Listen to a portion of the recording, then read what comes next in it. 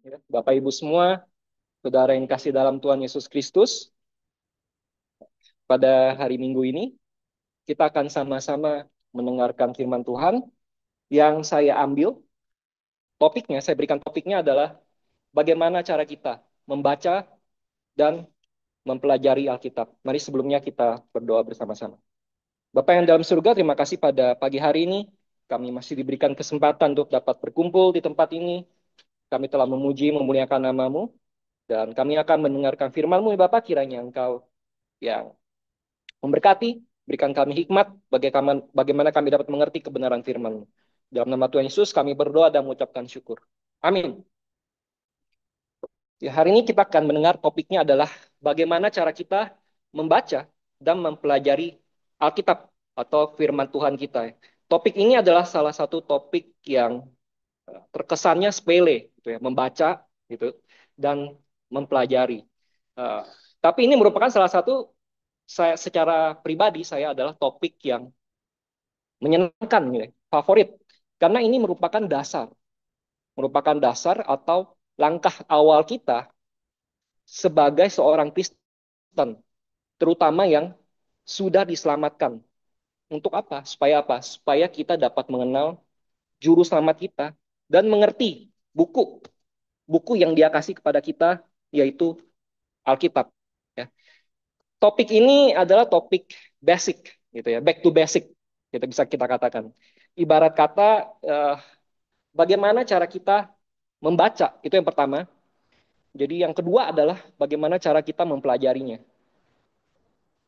Ini adalah titik utama bagaimana akhirnya kita dapat melihat, Bapak Ibu, mengapa ada begitu banyak sekali zaman sekarang kekacauan doktrin, terus habis itu bermunculan banyak-banyak doktrin yang salah, terlihatnya baru, tapi sebenarnya cuma didaur ulang gitu ya, salah. Karena kenapa? Karena dasar atau basic kita tidak kuat atau fondasi kita tidak kuat gitu ya. Karena bagaimana cara kita membaca dan mempelajari Alkitab kita ini adalah sebagai fondasi kita ya, terutama kita orang Kristen yang sudah diselamatkan. Yang menjadi pertanyaannya selanjutnya adalah apakah ada gitu ya, diberitahukan di dalam Alkitab kita bagaimana cara kita membacanya dan mempelajari Alkitab. Apakah ada gitu ya, ada caranya. Terus kemudian apakah ada perintahnya di dalam Alkitab? Misalnya contoh sederhananya, eh, kayak misalnya kita beli handphone. Kita beli handphone, kita buka handphonenya kan ada caranya kan. Cara nyalain handphonenya. Dia bikin tuh, desainernya bikin how to. Ada guide-nya, ada caranya gitu ya. Terus misalnya kita, apapun itu, kita beli sesuatu elektronik, kita selalu ada satu kertas gitu ya, yang kadang-kadang kita buang kertasnya itu, kita nggak mau baca. Pokoknya saya udah tahu nih caranya gitu. Itu adalah cara bagaimana menggunakan elektronik tersebut. Atau kita main board game, itu pasti ada caranya. Satu buku kecil gitu, caranya gitu. Ditulis dengan detail. Oh ini caranya nih, cara mainnya gitu. Yang jadi pertanyaan sekarang, apakah Alkitab kita ada caranya ditulis gitu ya? Pertama mari kita ketahui terlebih dahulu, membaca itu berbeda dengan mempelajari. Membaca ya kita hanya perlu membaca teks. Jadi ini udah ada teksnya, kita tinggal membaca. Gitu. Kita sekedar hanya membaca. Karena mempelajari itu tidak hanya sekedar membaca, tapi lebih mencari tahu lebih dalam informasi mengenai misalnya suatu topik atau doktrin tertentu. Itu namanya kita mempelajari. Misalnya ada doktrin, oh kok orang sering ngomong mengenai rapture. Oh kita diangkat. Apa sih itu gitu? Itu kita cari tahu gitu. Kita cari tahu lebih dalam. Ini benar nggak seperti ini? Gitu. Atau doktrin misalnya doktrin yang Pak Gembala sering bicarakan, milenium, replacement teologi gitu ya. Itu kita belajar, belajar lebih dari hanya sekedar membaca. Gitu. Singkatnya, belajar itu, mempelajari Alkitab itu kita butuh effort, kita butuh usaha yang lebih. Gitu. Lalu kenapa kita perlu memulai dengan membaca terlebih dahulu? Ya, mari kita lihat di dalam ayat Alkitab kita di Matius 4 ayat 4 ya. Kita buka Matius 4. Matius 4 ayat 4 ya. Karena Tuhan Yesus sendiri ada berkata, memberikan informasi kepada kita, ya. Matius 4 ayat 4, tetapi Yesus menjawab, ada tertulis, manusia hidup bukan dari roti saja, tetapi dari setiap firman yang keluar dari mulut Allah, ya. Artinya apa? Artinya jika kita tidak membaca firman Tuhan, secara tidak langsung ada implikasi, ada indikasi, informasi yang mengatakan kita bisa mati. Tentu bukan mati secara fisik gitu ya. Kalau bukan mati secara fisik, mati secara apa? Mati secara rohani atau spiritual kita mati jika kita tidak makan gitu. Jika makanan rohani dan spiritual ini disamakan dengan makanan fisik, gitu ya, perbandingannya adalah makanan fisik. Ya di mana makanan fisik ini kita setiap hari makan, ya kan kita makan sarapan, makan siang, sehari 3 kali. Mungkin ada yang intermittent fasting, seharinya cuma 2 kali, ada yang satu hari 1 kali, terserah. Yang penting adalah dalam satu hari itu kita ada makan makanan fisik masuk ke tubuh kita gitu ya. Uh, Kalau misalnya kita tidak makan makanan fisik, tentu kita mati dong.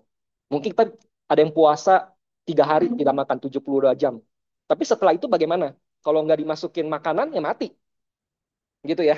Eh, Sama dengan perbandingan sama dengan makanan rohani. Gitu ya. Pertanyaannya adalah, seberapa banyak kita makan makanan rohani atau spiritual ini dalam satu hari? Gitu. Seberapa laparkah kita akan hal-hal rohani dan hal-hal spiritual ini? Atau apakah kita tidak punya keinginan sama sekali untuk membaca firman Tuhan, ya, untuk makan makanan rohani ini?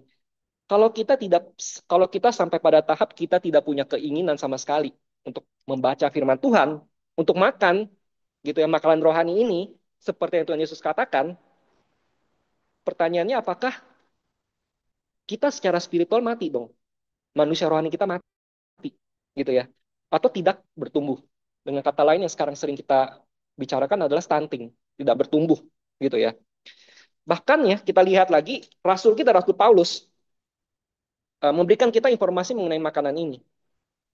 Kita lihat di 1 Korintus, ya, mari kita buka 1 Korintus 3. 1 Korintus 3 ayat 1.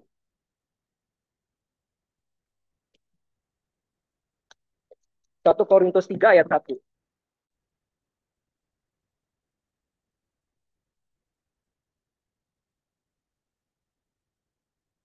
Mari saya akan bacakan. Dan aku, saudara-saudara, pada waktu itu tidak dapat berbicara dengan kamu seperti dengan manusia rohani. Kalau di King James ini tulis speak unto you as unto spiritual, gitu ya, spiritual. Jadi ini di sini katakan manusia rohani, tetapi hanya dengan manusia duniawi. Bahasa Inggrisnya karnal. Ini manusia duniawi itu karnal, gitu ya, yang belum dewasa di dalam Kristus. Kalau King James-nya lebih tepat lagi dia, even as unto you babes, artinya bayi, bayi di dalam Kristus. Emang ada baik di dalam Kristus? Tentu ada yang baru lahir baru. Namanya aja lahir baru. Baru lahir. Berarti dia kita katakan bayi-bayi dalam Kristus yang belum bertumbuh. Jadi masih baru gitu ya. Terus katakan apa? Yang ayat keduanya. Susulah yang kuberikan kepadamu. Milk gitu ya. Bukanlah makanan keras. Daging, meat gitu ya. Paulus katakan gitu. Sebab kamu belum dapat menerimanya. Dan sekarang pun kamu belum dapat menerimanya. Jadi uh, firman Tuhan itu diibaratkan juga makanannya itu ada yang susu, yang soft gitu ya. Kayak misalnya Cloud, dia baru lahir nih, kan secara fisik gitu ya. Dia minumnya tentu pasti yang cair, susu. Jadi gambarannya tepat gitu. Nah sekarang si Cloud juga udah mulai makanan yang bertekstur. Udah mulai tahap bertahap. Seperti itulah orang Kristen ya, yang baru lahir baru, ya makanannya ya susu. Kita nggak mungkin kan orang yang baru lahir baru terus kita ngomongin dia eskatologi gitu ya. Eskatologi rapture. Nggak mungkin kita ngomongin hal yang seperti itu. Kita ngomonginnya hal yang simpel-simpel. Paulus pun melakukan hal tersebut. Jadi ada makanan yang kita bilang soft, ada makanan yang keras gitu. Jadi kesimpulannya sebelum kita belajar masuk ke dalam tahap belajar, kita perlu yang namanya tuh membaca. Ini adalah langkah awal. Membaca dengan rasa lapar akan firman Tuhan. Inilah yang ingin kita capai sebenarnya dalam hidup kita sebagai seorang Kristen gitu ya. Lapar akan firman Tuhan. Jadi kita itu kita bilang ini standarnya. Setiap hari kita harus lapar akan firman Tuhan, kita membaca firman Tuhan gitu. Karena jika dalam hal yang paling mendasar saja, hal yang paling kita gampang, tinggal buka nih, baca gitu. Hal yang paling gampang aja ya. Kita tidak ada keinginan, tidak ada niat gitu ya. Apa yang dapat kita pelajari? Ya benar kan? Membaca aja enggak. Apa yang mau kita pelajari? Gitu. Bagaimana kita dapat melangkah, bagaimana kita dapat bertumbuh menjadi Kristen yang tadi Paulus katakan Kristen yang dewasa gitu. Dengan mempelajari Alkitab ya. Sekarang mungkin ada yang berpikir atau yang bertanya gitu ya, berimajinasi bagaimana jika kita katakanlah saya kurang begitu suka membaca. Ya orang Indonesia suka dibilang Pak ya kan minim literasi, jarang membaca kita orang Indonesia gitu ya. Tapi bagaimana karena saking jarangnya membaca, malas membaca, tidak ada niat. Mereka berpikir, oke, kalau gitu saya nggak perlu membaca. Saya mau langsung lompat, saya mau mempelajari Alkitab, saya langsung mau belajar, makan daging, gitu ya. Bagaimana, bisa nggak? Ya bisa-bisa aja, nggak ada yang melarang.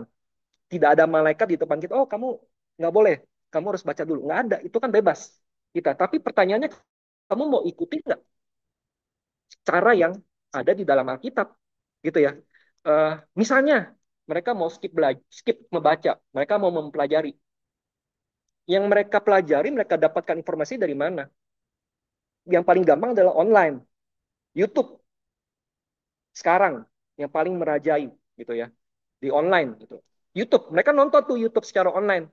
Di YouTube itu banyak sekali doktrin yang salah, yang ngawur, yang bertebaran, yang nggak bisa kita konfirmasi ini orangnya siapa, bagaimana gitu ya. Terus konspirasi-konspirasi gitu kan, konspirasi dalam Alkitab yang tidak berdasar yang kita nggak bisa confirm gitu, nggak bisa kita konfirmasi.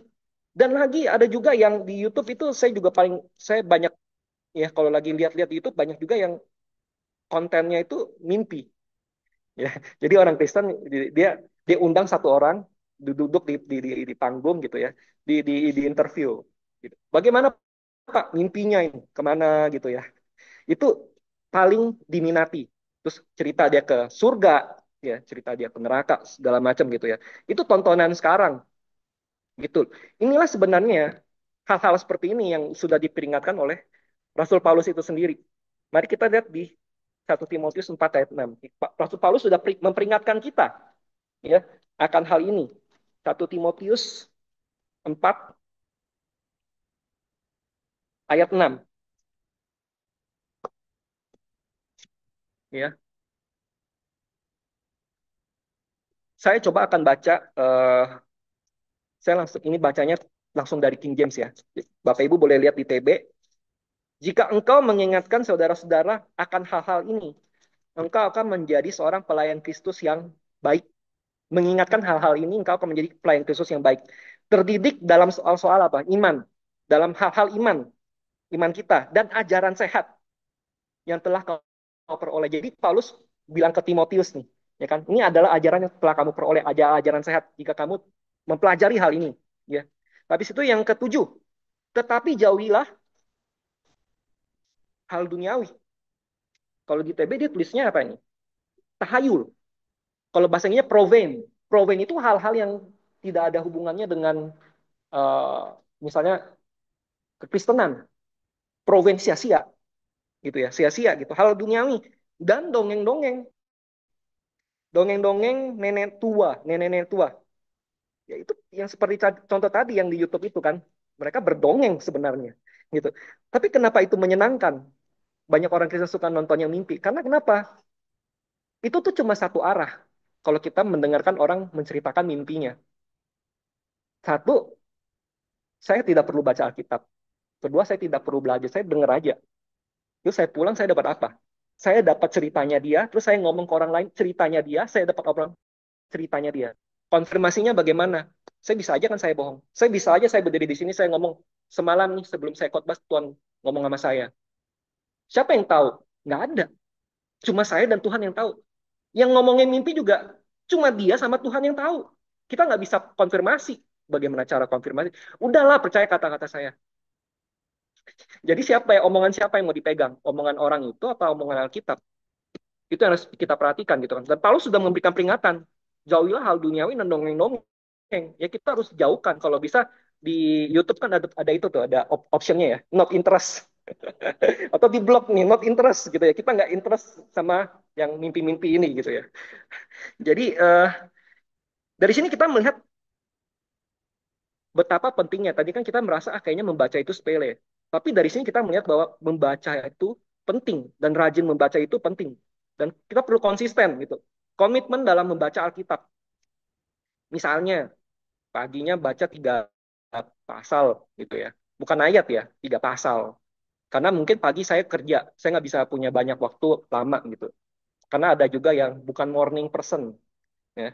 Kalau bukan morning person, buru-buru tuh, ya kan? Baca, oke saya baca 3, nanti malam saya lanjut 2, jadi total 5, gitu ya. Eh, dalam satu hari itu ada 5 pasal, gitu ya. Bukan satu ayat. Saya pernah ketemu orang Kristen, saya tanya, kamu baca firman Tuhan, baca Alkitab sehari berapa? Dia bilang satu ayat, 1 pasal kali. Saya bilang gitu kan. Enggak, ini 1 ayat, Bapak Ibu. 1 ayat dapat apa? Kamu lagi diet rohani, gitu kan? Enggak kan? Jadi ini lucu gitu ya. Eh, Selanjutnya kita dapat melihat juga yang tadi kita sudah baca sama-sama, tokoh di dalam Alkitab. Tadi contohnya Raja Daud ya, Mazmur 1. Daud membukanya dengan sangat baik gitu ya. Dia bukan hanya sekedar membaca, tetapi dia merenungkan ya. Dia baca, habis itu dia renungin, disimpan di dalam hati kan, itu namanya, disimpan dalam hati. Dia renungin tuh siang dan malam. Ya, dalam bahasa Inggrisnya tuh King James itu kalau nggak salah meditate. Meditate in the word of God. Kalau nggak salah ya, King James-nya itu Mazmur pertama. Jadi kalau dalam bahasa Indonesia itu meditasi. Kita bermeditasi dalam firman Tuhan. Bukan meditasi versi dunia. Jadi meditasi versi dunia ini ada. Dunia ini mengajarkan meditasi gitu ya. Tapi meditasinya kosong, hampa. Ya, yang kayak yoga gitu. Meditasi. Itu meditasi dunia yang kosong. Gitu. Kenapa kita harus meditasi terhadap hal-hal yang kosong? Yang tadi Paulus sudah katakan proben, ya kan, hal-hal tahayul, sia-sia. Gitu. Kenapa kita harus meditasi di hal-hal yang sia-sia? Kenapa kita tidak meditasi di dalam firman Tuhan? Yang di Ibrani dikatakan firman Tuhan itu kan hidup kan. Firman Tuhan itu hidup, itu adalah sesuatu yang hidup. Makanya kita makan firman Tuhan, kita bertumbuh. Karena itu hidup gitu firman Tuhan ya. Bahkan Raja Daud dikatakan ya, Tuhan memberikan dia sebuah julukan the man of God's heart gitu ya. Sampai Tuhan memberikan dia julukan seperti itu karena Daud itu dia begitu apa ya? Dia begitu mencintai firman Tuhan. Kalau kita lihat di Amsal ya, seluruh tulisan-tulisan dia, kita bisa lihat bagaimana tuh Daud itu tuh benar-benar menjadikan Tuhan itu benar-benar penolongnya dia. Dia bersandar gitu. Kita bisa tahu dari tulisan-tulisan dia gitu ya. Dan ini adalah contoh yang kita mau terapkan gitu di dalam kita. Apakah kita menjadikan firman Tuhan itu sebagai kita bilang kita bergantung kepada firman Tuhan? Apakah kita ingin seperti itu, seperti Daud? Mempunyai tujuannya apa? Hubungan. Ya kan kalau kita sangat mencintai firman Tuhan, otomatis hubungan kita kepada Tuhan, fellowship kita kepada Tuhan itu baik. Fellowship kepada Tuhan kita itu bagus. Ini yang kita ingin kita capai gitu ya sebagai seorang Kristen. Gitu. Jadi ya eh, lagi-lagi kita melihat betapa pentingnya tuh membaca firman Tuhan. Dan itu sudah dilakukan oleh tokoh-tokoh tadi seperti Daud, yaitu tokoh tokoh yang paling besar karena dia diumpamakan seperti apa gambarannya Tuhan Yesus ya. Jadi dan kita bisa melihat dari hidupnya Daud, dia membaca firman Tuhan ya. Dia juga melakukan dosa. Jatuh ke dalam dosa ya, melakukan dosa bukan bukan berarti dia bebas melakukan dosa, tapi dicatat dia melakukan dosa. Dosanya itu sampai Tuhan berulang kali Tuhan berulang kali singgung dosanya ini. Karena dosanya ini dosa yang Tuhan paling benci. Satu, fornication, perzinahan. Yang kedua adalah membunuh, gitu ya, membunuh. Jadi 2 dosa ini Daud lakukan. Bisa aja kan Daud dia berpikir gini, wah saya udah jatuh ke dalam dosa nih. Kayaknya saya nggak layak deh baca firman Tuhan. Malah menjauh. karena dia merasa dia nggak layak baca firman Tuhan. Memang harus ada rasa itu. Tetapi Daud itu justru dia bilang apa? Saya butuh. Karena saya udah jatuh ke dalam dosa, justru saya butuh lagi. Saya harusnya makin butuh lagi firman Tuhan. Ya, jadi saya uh, teringat gitu ya. Ketika saya membaca buku Dr. Rahman dia bilang begini. Ini nyantol di saya sampai sampai hari ini nyangkut gitu ya. Firman Tuhan akan membuat kita jauh dari dosa. Dosa akan membuat kita jauh dari firman Tuhan. Dan itu benar. Gitu. Kalau kita nggak baca firman Tuhan, kita mana tahu perbuatan kita ini menyenangkan dia atau tidak. Tapi kalau kita semakin baca, kita tahu nih Tuhan nggak suka nih hal-hal yang seperti ini. Ya, itulah gunanya kita membaca firman Tuhan. Meskipun Daud jatuh ke dalam dosa, dia maksudnya dia bertobat gitu ya. Uh, dia acknowledge dosa-dosa dia. Dia minta ampun sama Tuhan. Dia siap menerima konsekuensinya. Dia mendapatkan konsekuensi atas dosanya itu. Pada akhirnya, ya, kita melihat Daud itu, Tuhan katakan dia perfect. Makanya kalau kita lihat di Perjanjian Lama ya, raja ini dia tidak perfect seperti Daud. Karena kenapa? Daud sampai dia tua, dia tetap berpegang kepada firman Tuhan. Makanya Tuhan bilang hatinya tuh Daud perfect. Meskipun dia melakukan dosa loh. Dia melakukan dua dosa yang Tuhan selalu singgung terus dosa ini. Uria, ya kan Tuhan suka bilang Uria nih, Uria yang dia bunuh. Tapi Tuhan consider, Tuhan melihatnya, oh dia perfect. Karena dia sampai akhir hidupnya dia tetap membaca firman Tuhan, dia tetap berpegang kepada firman Tuhan. Nah, selanjutnya, lalu bagaimana? Ini adalah sikap yang perlu kita dapatkan ya saat membaca firman Tuhan.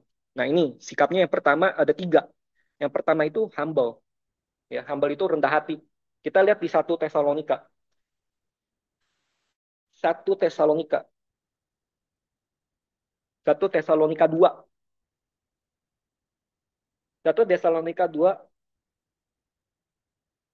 ayat 13. Ya. Dan karena itulah kami tidak putus-putusnya mengucap syukur juga kepada Allah sebab kamu telah menerima firman Allah yang kami beritakan itu bukan sebagai perkataan manusia, tetapi memang sungguh-sungguh demikian sebagai firman Allah. Jadi ada humble. Wah, ini bukan bukan hanya sekedar pendeta yang ngomong, tapi ini benar-benar firman Tuhan. Jadi dia ada rasa humble. Saya mau dengar nih. Ya kan kadang-kadang kan ada orang juga yang pilih-pilih pendetanya, Pak. Ya kan, wah pendeta yang ini kurang lah, pendeta yang ini enggak. Tapi enggak. Di sini dikatakan bukan seperti perkataan manusia, tapi perkataan Allah. Itu adalah sikap yang harus kita punya. Yang kedua adalah tremble, itu bergetar. Ada di Yesaya 66. Ya. Kita hari ini banyak buka ini ya, kitab Yesaya 66 ayat 2 dan 5 gitu ya. Bukanlah bukankah tanganku yang membuat semuanya ini sehingga semuanya ini terjadi? Demikianlah firman Tuhan. Tetapi kepada orang inilah aku memandang, kepada orang yang tertindas dan patah semangat dan yang gentar kepada firmanku. Yang gentar. Jadi orangnya tuh ketika mendengar firman Tuhan itu sangat serius, dia bergetar gitu ya. Bergetar terhadap firman Tuhan. Dan yang ayat kelimanya, yang di bagian terakhir gitu ya. Uh, tapi ini di apa di TB-nya agak sedikit berbeda nih. Karena di apa di King James, let the Lord be glorified. Biarkan Tuhan dimuliakan dan dia akan muncul kepada kamu sebagai sukacita, ya. And shall be ashamed. Yang awalnya itu you tremble at his word. Hear the word of the Lord. Benar gak ini ya? Yesaya 66 ayat 5. Dengarlah firman Tuhan, hai kamu yang gentar kepada firman. Gentar itu sebenarnya bergetar. Ya, kita tremble. Dengarlah gitu ya. Dengarlah kamu yang bergetar, gentar terhadap firman Tuhan. Yang ketiga itu belief, percaya itu sama. Ada di 1 Tesalonika 2 ayat 13. 1 Tesalonika 2 ayat 13 itu di ayat yang terakhir. Dan memang sungguh-sungguh demikian sebagai firman Allah yang tadi, yang bekerja juga di dalam kamu yang percaya. Kamu yang belief, kamu yang percaya akan perkataan firman Tuhan ini. Karena kenapa kita harus percaya? Karena banyak sekali Sekarang orang yang baca firman Tuhan tapi dia nggak percaya. Dia selalu ingin bagaimana caranya supaya firman Tuhan ini dia belokin sesuai dengan maunya dia. Dia tidak percaya teks yang dia baca. Itu banyak sekali terjadi. Ya, itu singkatnya ya kita bagaimana cara kita membaca secara singkat. Nah, selanjutnya kita bagaimana cara kita mempelajari firman Tuhan. Ya, mempelajari firman Tuhan itu ini adalah mungkin Bible believer ini udah tahu nih. 2 Timotius 2 ayat 13, 2 ayat 15. Ya, ini adalah ayat favorit kita sebagai seorang Bible believer. 2 Timotius 2 ayat 15. Ya meskipun di PB memang berbeda gitu ya. 2 Timotius 2:15 itu study, belajarlah ya. Belajarlah supaya kamu layak di hadapan Allah sebagai seorang pekerja yang tidak usah malu, yang dengan benar sebenarnya membagi firman Tuhan. Atau membagi itu memang bahasa Indonesianya agak rancu. Bagi itu bisa punya makna banyak. Cuma kalau mau dibuat secara spesifik itu memilah, dibagi. Ini bagi kamu, ini bagi kamu, bagi-bagi gitu ya. Dan ini kita melihat di ayat ini adalah perintah langsung, study, belajar. Jadi nggak ada kita bilang rancu, tidak ada kerancuan. Jadi belajar ya belajar, tidak bisa dibelok-belokin lagi gitu ya. Belajar dan ini bukan sesuatu yang bisa kita tawar-tawar dan ini hanya bisa kita temukan perintah ini di dalam King James Bible. Itulah sebabnya kita percaya King James Bible itu adalah firman Tuhan yang sempurna ya. Eh, Nah, sekarang pertanyaannya, jika kita disuruh Tuhan untuk belajar firman Tuhan, siapa yang tidak mau kita untuk belajar firman Tuhan? Karena perintah ini cuma ada di King James nih, gitu kan? Cuma ada di Alkitab King James. Siapa yang tidak mau kita sebagai orang Kristen yang sudah disamakan untuk tidak belajar firman Tuhan? Gitu ya. Tentu jawabannya pasti iblis dong. Yang paling diuntungkan jika orang Kristen tidak mempelajari firman Tuhan. Karena iblis punya tujuan begini. Iblis punya tujuan supaya kita tidak diselamatkan. Itu nomor satu tuh. Tujuannya iblis supaya sebanyak-banyaknya mungkin orang tidak diselamatkan. Kalau misalnya ada yang diselamatkan, pada akhirnya dia mau supaya hidup kita, hubungan dengan Tuhan itu tidak baik. Itu tujuannya dia. Jadi di Tuhan, jadi iblis itu ingin menyakiti Tuhan melalui kita. Kalau hubungan kita jelek sama Tuhan, kan Tuhan sedih dong. Jadi dia ingin menyakiti hati Tuhan melalui kita. Jadi kita adalah objeknya iblis. Seperti itu. Dan selain kita diberi perintah tadi di 2 Timotius 2:15, kita diberikan juga bagaimana caranya untuk belajar dengan cara rightly dividing. Inilah kunci perbedaan kita dengan yang lainnya, gereja yang lainnya, bahwa kita percaya dengan metode dengan benar membagi firman Tuhan. Atau misalnya kita sebut juga membagi firman Tuhan itu punya hubungan yang erat dengan doktrin yang kita sering dikatakan dispensasi. Punya hubungan yang erat dengan dispensasi, gitu ya. Pertanyaannya kenapa harus dibagi? Kan kita bilang harus dibagi, dengan benar membagi. Pertanyaannya kenapa harus dibagi? Karena jika tidak dibagi, akan terjadi kekacauan doktrin. Semuanya, misalnya kalau nggak dibagi, semuanya diambil, dicampur. Terus banyak gini, kayak mashed potato, atau kayak gado-gado dicampur. Gitu kan? Itu semua dicampur. Inilah salah satu alasan mengapa ada banyak muncul ajaran-ajaran yang kita lihat di YouTube itu yang aneh-aneh, doktrin-doktrin yang salah gitu lah. Jadi pada akhirnya kita dapat dengan benar mempelajari firman Tuhan itu kita harus punya filter. Nah, filternya ini. Doktrin dispensasi atau kita bilang rightly dividing the word of truth. Itu kita punya filternya yang membedakan ajaran yang salah yang benar. Seperti jemaat mula-mula kan. Seperti jemaat mula-mula itu mereka dengar, mereka confirm benar nggak sesuai dengan firman Tuhan. Dikonfirmasi dengan firman Tuhan. Karena mereka sudah punya filternya. Mereka confident. Wah ini, mereka menilai justru ya. Mereka menilai yang membawakan firman Tuhan. Wah ini benar nggak? Benar nggak? Kalau sekarang kebalik gitu.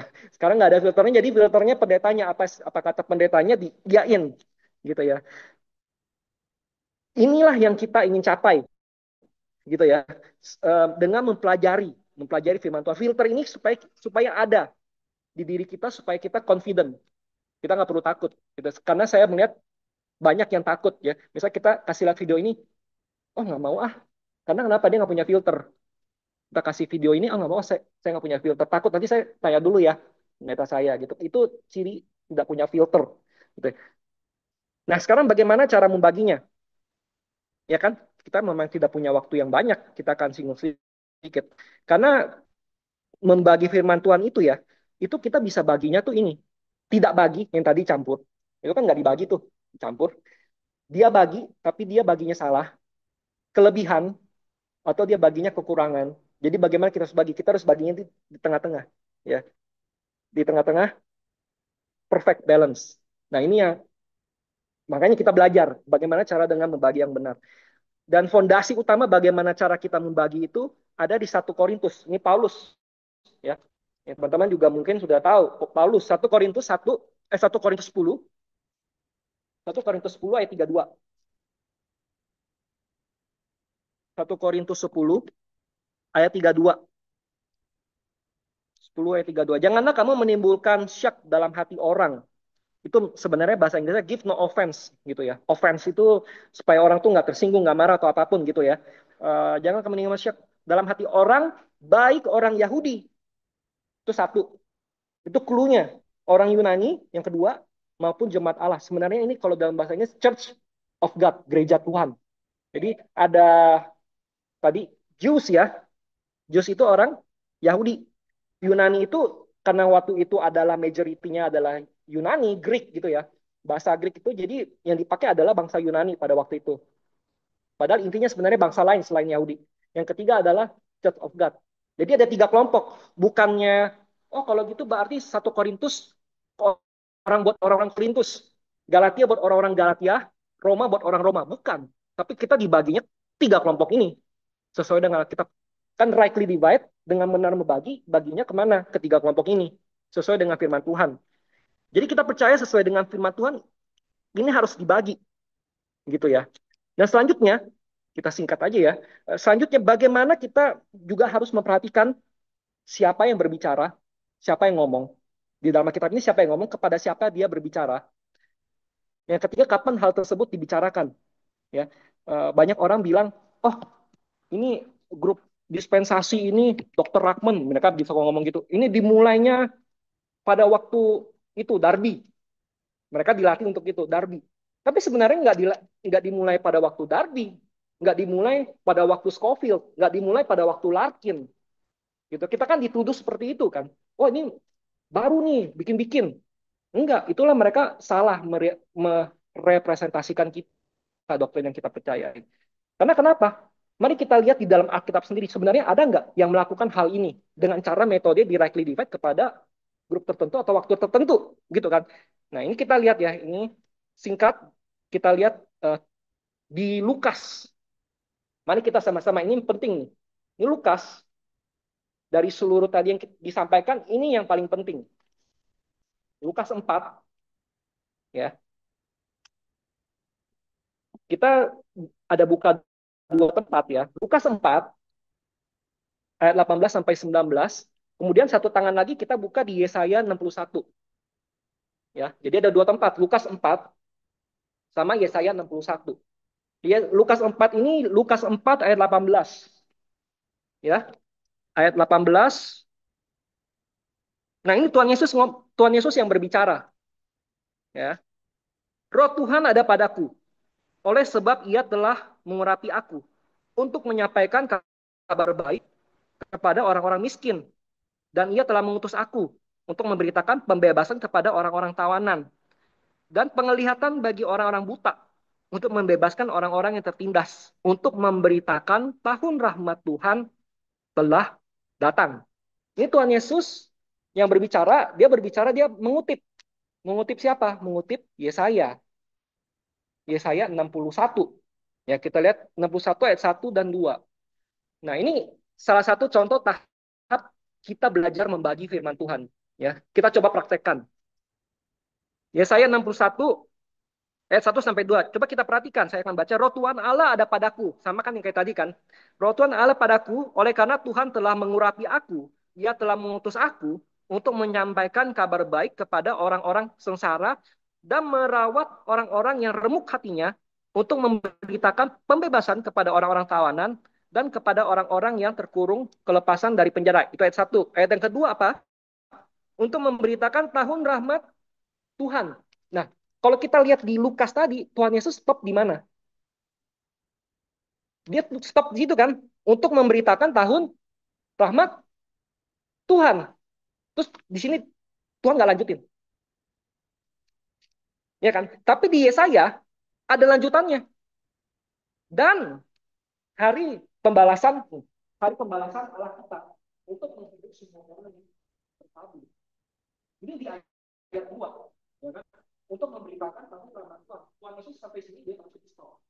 Kenapa dia stop? Harusnya Tuhan Yesus lanjutin dong. Yesaya 61 ayat 2 kan belum selesai. Kalau misalnya dia lanjutin, Bapak Ibu, dan hari pembalasan. Ini kalau kita belajar hari pembalasan itu apa? Ini yang kita tribulasi. Gitu. Pada tribulasinya belum ada. Ini hari pembalasan atau hari pembalasan? Ini pembalasan kita kan suka diberitakan. Yang pembalasan diriku. Ini hari pembalasan. Kalau kita bisa katakan hari kesusahannya orang Israel. Pada bahasa bilang 7 tahun itu. Ya. Allah kita untuk menghibur semua orang. Menghibur kenapa? Oh ini harinya luar biasa. Untuk banyak yang berkabung. Menghibur semua orang yang berkabung. Supaya nanti dihibur. Karena kenapa? Ini hari pembalasan. Makanya Tuhan Yesus kutip. Dia cuma sampai sini. Dia tutup, dia nggak baca. Karena kenapa? Sekarang udah 2025. Ini belum terjadi. Yang ini belum terjadi. Jadi dalam satu ayat, ini terpisah 2000 tahun. 2000 tahun, nggak tahu sampai kapan. Sampai kita di rapture ya kan, kita kan nggak mengalami ini. Makanya Tuhan Yesus stop sampai di sini. Ini adalah salah satu contoh rightly divide. Karena kenapa kalau kita nggak rightly divide? Coba kita pelajari. Kalau kita nggak divide, ini dipisahin, dipisahin. Kalau kita misalnya terapkan ini sekarang, muncullah replacement teologi. Mereka yang tidak percaya adanya milenium, tidak percaya Tuhan datang. Jadi dari satu ini aja, dari satu ayat muncul denominasi Kristen yang lain. Milenium. Belum yang lain-lain. Milenium. Ya. Baru dari satu ayat aja muncul denominasi yang lain. Makanya krusial. Kan sekarang orang Kristen banyak bertanya kan, kenapa kok banyak sih muncul banyak aliran? Ya karena ini.